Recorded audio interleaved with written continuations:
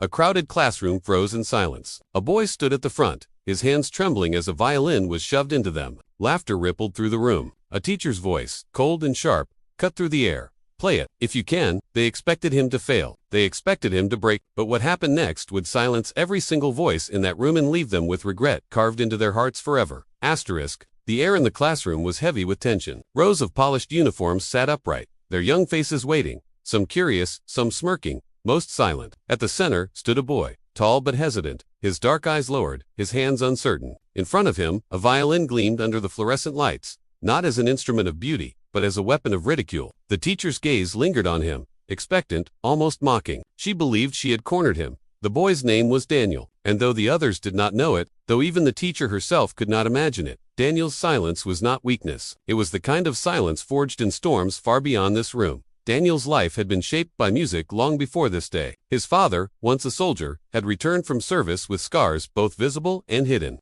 Nights at home were filled not with ease, but with a weight unspoken. Yet, in those long nights, Daniel remembered the gentle sound of strings. His grandmother, long gone, had once played the violin to fill the silence of their small home. Her bow had glided across strings with patience, filling his young ears with melodies that carried hope. When life grew darker, Daniel clung to that memory like a lifeline. He practiced in secret, hours alone, his fingers blistered, his bow unsteady. The violin became his confidant, his way of speaking when words felt too heavy. Every note was a prayer, every melody a shield. And though the world only saw a quiet boy, Daniel carried inside him entire symphonies waiting to be freed.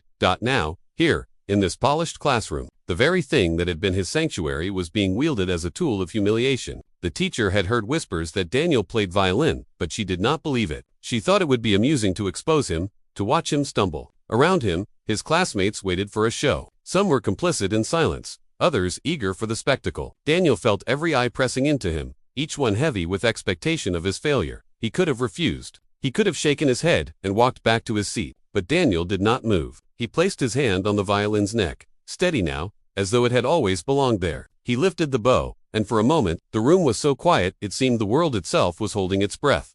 The first note rang out. It was not timid, it was not clumsy, it was rich, alive, and hauntingly beautiful. The mocking smiles faltered, the room shifted, the teacher blinked, uncertain, as the melody began to grow. Daniel's music carried the weight of his nights in silence. The laughter of his grandmother, long gone, the heavy footsteps of his father pacing through the dark. It carried grief, but also resilience. It carried every unspoken word he had swallowed in this very classroom. Every slight, every glance, every doubt. What had begun as a cruel demand transformed into a performance none of them would ever forget. The students sat frozen, their breath caught. Even those who had wished to laugh now felt something stir in their chest. A quiet guilt, a recognition. The teacher's grip on her composure weakened. She had wanted to prove a point, but it was her own point that shattered. She realized too late that Daniel's silence had never been ignorance, it had been dignity. And then, something remarkable happened. A boy in the back, one who had joined the laughter earlier, lowered his head. Another shifted uncomfortably, ashamed, and slowly, like a tide turning, the room filled not with mockery but with reverence. Daniel played until the final note hovered in the air like a lingering truth. When it faded, the silence that followed was not empty, it was thick with awe. No one dared to move. It was then that Daniel's voice, quiet but steady, broke the silence. Respect is not given in words. It is given in silence, when the truth cannot be denied. The words struck harder than any melody. They were not sharp, not bitter, only true. The teacher lowered her eyes, her authority stripped not by rebellion, but by music. In that moment, her regret was visible. She had tried to diminish him, but instead, he had revealed her own smallness. The students would remember this day. They would remember the quiet boy who had spoken without shouting, who had won without fighting. Daniel gathered the violin and placed it gently on the desk. His hands were steady, his head high. He returned to his seat, not triumphant, not boastful, simply calm. For him, the victory was not over his teacher, nor over his classmates, but over the silence that had once held him captive.